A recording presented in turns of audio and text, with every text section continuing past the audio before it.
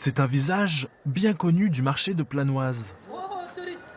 Sous la moustache, un sourire et toujours un trait d'humour. Salut voyous. Alors là, je vous présente la mafia sénégalaise.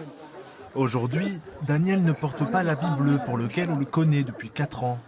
Ici, 7 heures par jour, il est policier municipal. C'est un uniforme qu'on a du mal à enlever. Hein. On a créé des liens avec les commerçants en venant les voir tous les jours de marché, en discutant avec eux, en écoutant leurs problèmes, en résolvant certains de leurs problèmes d'ailleurs. Parce qu'on a des commerçants qui se sont fait agresser, hein. Notamment monsieur. Bonjour. Planoise, Ça va ? un quartier où la police tente d'entretenir un lien avec les 22 000 habitants. Comment ça va? Ça va bien, vous? Ouais, mais ça fait longtemps que je n'ai pas vu. Hein. Ça fait longtemps, oui. Un quartier aussi où elle tente de changer son image. Et ça commence auprès des jeunes, comme dans cette association de soutien scolaire où intervient Daniel. Les enfants, quand ils les voient arriver en tenue, ils se disent qu'il y a peut-être quelqu'un qui est mal garé en bas, qu'il y a quelqu'un qui est recherché. Des fois, on en rigole même. Il y a souvent un enfant qui va faire une remarque. Tiens, ils viennent arrêter Ahmed, ils viennent contrôler l'association.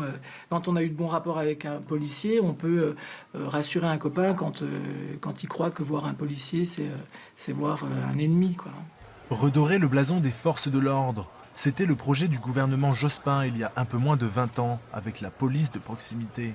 Des agents de l'État, avec une philosophie préventive plutôt que répressive. En 2003, le ministre de l'Intérieur de l'époque supprime cette nouvelle police, sans ménagement. Mais vous n'êtes pas des travailleurs sociaux. Organiser un match de rugby pour les jeunes du quartier, c'est bien. Mais ce n'est pas la mission première de la police. La mission première de la police, l'investigation, l'interpellation. Quasiment 15 ans plus tard, la proximité a-t-elle pour autant disparu ?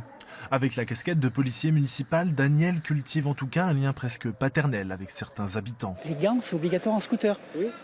Tu les mets ? Mets-les parce que tu finiras par te faire verbaliser, ça serait dommage.